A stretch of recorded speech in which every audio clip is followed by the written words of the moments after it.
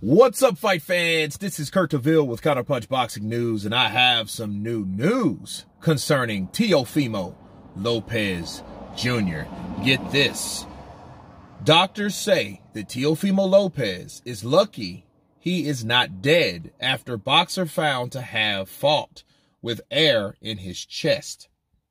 Teofimo Lopez was risking his life and should have been in the hospital rather than in a boxing ring when he lost his 4 lightweight belts to George Kambosos last week at Madison Square Garden, according to a doctor who subsequently examined him and reviewed his medical records.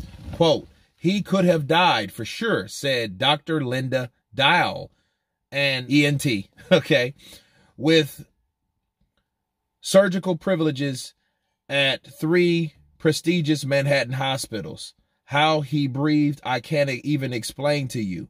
It's like somebody tied a 300-pound set of weights around his chest, like his neck and chest were in a vice. That's how he fought.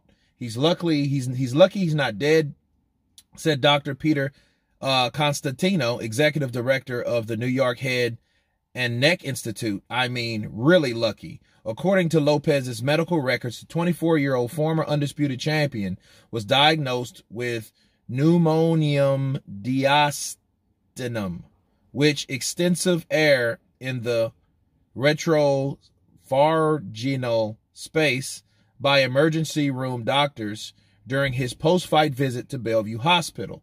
Quote, "The air was surrounding his chest wall and his heart and his neck, places where air is not supposed to be," said Dial, who worked as a ringside physician for the New York State Athletic Commission. If he was hit in the neck or chest a certain way in a certain place, he could have developed pneumonia thorax, collapsed lung. He would have instantly been down and unable to breathe and needing a chest tube. The likely cause of air, according to Dial and records of physicians who saw Lopez later at New York Hospital, Presbyterian Hospital, was a small tear in his esophagus. Lopez, whose diagnosis was complicated by his longtime asthma and a case of COVID he contracted in June, began experiencing shortness of breath and swelling in the neck area on Friday, shortly before the weigh-in. Quote, "I thought it was just my asthma," said Lopez. When asked why he didn't divulge his symptoms to his manager or the athletic commission, his pre-fight examination on Friday, he said, I fought through asthma before. If I told everybody, they would have canceled the fight, but I chose not to because of the amount of pressure I was under. I didn't want to hear people say, uh-oh, another postponement. Lopez Kambosos, ordered as a mandatory defense by the IBF, was a star-crossed promotion from the beginning with at least 8 dates going back to May. What's more, Kambosos was not seen as a dangerous opponent. DraftKings had Lopez, who cracked boxing pound-for-pound list with 2020 win over Vasyl Lomachenko. Okay. Let me counterpunch. He had air in his lungs, or in his chest wall, his neck, places that it didn't supposed to be because of a tear in his esophagus. Okay. For one, if he had those type of problems, and I'm not doubting he did because, see, you have doctors documenting and saying that he had these problems. Okay, this isn't like other situations where I went to a doctor and an autopsy. No, you know, they're stating who the doctor was, a second opinion, and that's what we have. But it goes to show you, though, that these fighters, they fight under certain situations like this. I don't give a damn how many times they postpone a fight. You have to be aware of your own health. Yes, he had COVID or whatnot, and he looked a lot smaller to me. But then it's like, if you know you had that type of problems, there's a lot of things you don't know. See, I don't think Lopez knew either, because he said, I thought it was just my asthma. I didn't even know he had asthma. So fighting through something like that is probably natural and normal to him. And I'm glad he is okay, because the last thing we want, sure, we want a guy to see him be humbled and to see him know he acknowledge he took an ass whooping. But one thing you don't want to see, is somebody fall in that ring and they never come out. Okay, you don't want to see that, especially due to something that nobody knew about whatsoever. So he said, well, you know, I just thought it was asthma. He didn't even know. So the doctors, you know, didn't know it until they found out after he got beat. Okay. Now, the $1 million question is, at what point of him catching the air in his lungs and chest and neck and all this, at what point or at what extent did that affect him? Did it affect him at all? He still would have been beat? Chances are, yeah. Why? Because he was hit from punches, and I don't think him gasping for air had anything to do with it. I knew he was throwing a lot of vicious power punches and not setting up jabs. But understand this, it takes more power to throw those punches that he was throwing and missing than it was for him to throw a constant jab. So either way, his game plan was off, regardless of what type of stamina he had. Okay? And it just shows you the significance of conditioning, because he had to be in good shape to be fighting under those type of conditions for 12 rounds. Okay? Despite if he won, lost, or drawed, he still fought through 12 rounds.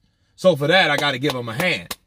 But at the end of the day, he was putting his life in danger. So a lot of these times, people don't know what's wrong with them. That's why I tell anyone and everyone, hey, go seek medical attention if you have anything going on with you that you may think is very trivial, but it could be very, very serious. Okay. Now, what does it mean for him or for us to know this information? Now, I don't know, but I can tell you this much. It will overall come off as an excuse. And I think he's looking for pity or sympathy. I definitely will give him an accomplishment of fighting under those conditions, but sympathy or pity I will not give him, because he still didn't fight the right game plan, and he still was deceived by his papa. Okay, his papa still told him shit he didn't need to be telling him. You got that round, son. No, he didn't.